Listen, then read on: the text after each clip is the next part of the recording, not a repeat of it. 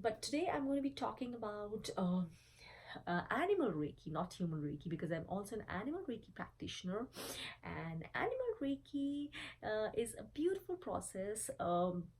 Which has been here for a while, but I really want to talk about it because not many animal lovers are aware about animal Reiki, and which is a bit unfortunate because given the amount of numerous benefits this process has been known to provide in the environments and with animals where it's regularly used.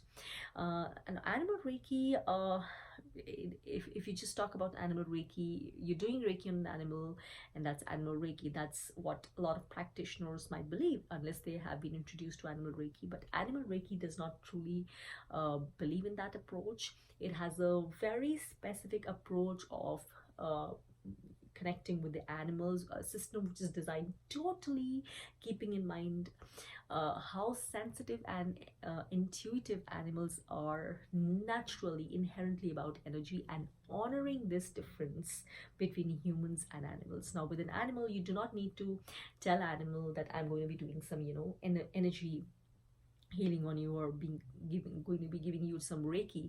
An animal is always, remember, it doesn't have words, it doesn't communicate through words. An animal is always aware of the energy of an environment, of a space, of a person.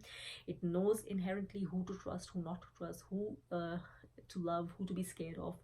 And that is why an animal has to be truly honored in a process which involves its own well-being and healing. And animal Reiki is a process specifically designed for this. It truly honors the animal and truly honors that an animal has innate wisdom which moves it naturally towards its own healing and wellness. So it has inherent wisdom to heal itself, and we just need to create that energetic pure space for this healing to happen. So the animal Reiki which I practice is one which is based on what has been pioneered by Kathleen Prasad, who is the founder of this Animal Reiki association called SARA, SAARA, and she's been a true pioneer of this process, which has been patented by her, and it's called Let Animals Lead.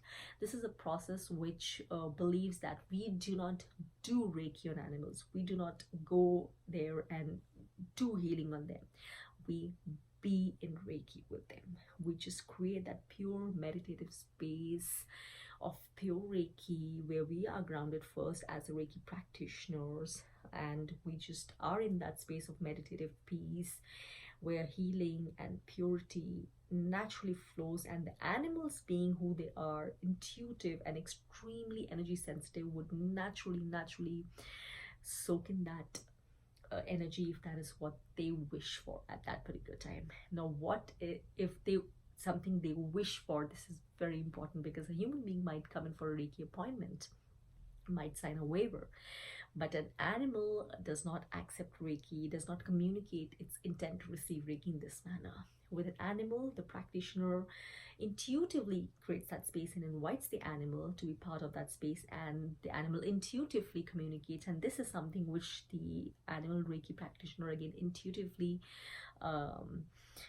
knows whether the animal is ready to accept Reiki that at that moment of time or not. And if that Reiki session is one-on-one just for one single animal, and that animal for some reason, it might be too traumatized or too overwhelmed that day, or just have come from being released from an abusive environment, and it's too energetically sensitive that day, or too scared, it might not wish to accept Reiki that day. So the animal Reiki practitioner would totally respect the wishes of the animal that day, and maybe come back another time when the animal might be more ready to accept of that healing.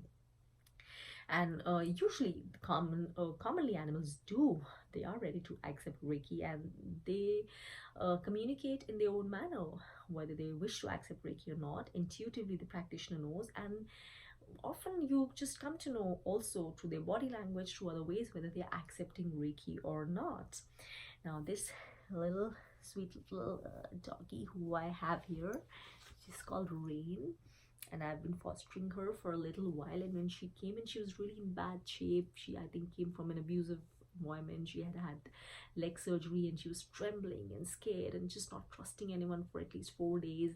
And instinctively, even when we were in the car, my hands went around her for Reiki, and she seemed to absolutely love it. She was soaking it in. She became drowsy and she seemed to calm down so much, and her trembling seemed to reduce. And now, of course, right now she's really tired because she went to the dog park and she had a really great time, and now she's really tired and drained, which is good. So animal Reiki, the way it normally works is you do not do hands-on Reiki. That's not the first choice unless the animal is absolutely known to you and familiar with you and trusts you. So it's something which is always done from across a space, maybe a few yards or a few feet, and you just, as I said, ground yourself and create that meditative space, mental space, and energetic space, and intuitively invite the animal in, and you would know whether the animal has accepted to be part of that space. And often the beautiful thing is that animal Reiki is something which can be practiced in the shelter, in a barn, in a farmyard, where the practitioner can literally sit in the center, and all animals around would become aware of that energy in a while, and they would decide whether each one would decide for itself whether it wishes to be part of that process or not, and each would accept the energy in the way it needs that energy to flow inside it for whatever reason it needs it for. So that's the beauty. It's also been observed that in animal shelters and in clinics and in animal hospitals where animal Reiki is a regular practice, even in homes where a pet gets regular animal Reiki, there's a lot of added relaxed vibes, a lot of stress goes down, and it's beautiful, not just helpful not just for the animal but for all their owners, their caretakers, the staff. So everyone partakes in the Reiki when it's part of the environment, and it creates a lot of benefits, as have been documented now by all the pioneers who have been part of this process over the last many years.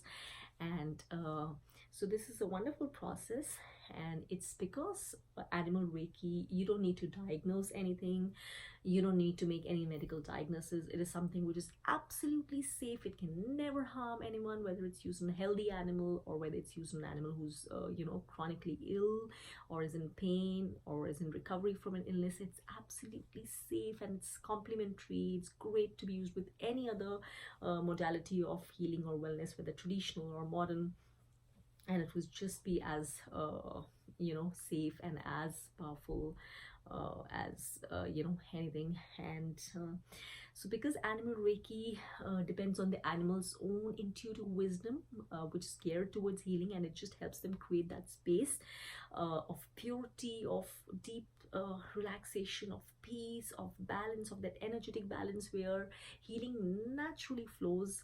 It is often a powerful stimulant to create a lot of immunity boosting, a lot of healing. So it's great to be used for a lot of medical procedures, before the procedure, before a surgery, after a surgery, before vaccinations, for animals when they're in pain or are ill, or during a long-term treatment that's going on. It's great to be used for animals who might be recently rescued from the shelter or an abusive environment, or who have been abused, or who are abandoned, or who are who are being fostered or newly adopted. So it's great to give them that space of trust and calm and peace where they can start flowering and coming into their own.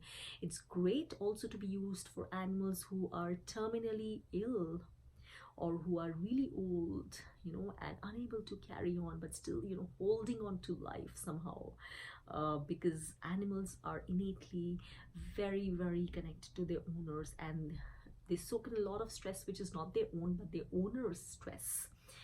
Take it upon them and soak it inside them as their own stress. So even when they are terminally ill or very old, it's been found out that they often are trying to hang on to life because they believe that their owner needs them and they cannot leave their owner behind. So animal Reiki is a process which fits in beautifully here because it helps and aids the animal and prepares the animal for a smooth and gentle transition, and communicates with them that it's okay, that they have given all of themselves their love, unconditional love and everything, and it's okay for them to now let go. They are loved, that they are truly honored, and it's okay. They're given permission to let go, and it also not just prepares the animal but also the owners for this process of transition for the animal. And the animal is communicated that a beautiful, joyful world awaits them when they transition, and that it's okay for them now to be part of that world for their highest good. So whatever is for the highest good of the animal happens when they partake of Reiki. The core fundamental principles of human Reiki and animal Reiki are the same. That Reiki works at the deepest level. It works without the need of a diagnosis. It's absolutely safe, and it works only and only for the highest good, whatever the highest good is in the individual context of the human or the animal. So the core principles are absolutely same, but the manner in which human Reiki and animal Reiki is practiced is completely different. So in animal Reiki, as I said, in the let animals lead model, the animal is the leader in the process of its own healing. We do not give Reiki to an animal, we be in Reiki with the animal. We are not, it's not like we are someone who's going there to impose healing on an animal. We believe inherently in the animal's wholeness and in its inner beauty, and we just take it out from there. And whatever the animal wishes to take from that process, it's free to, it's welcome to.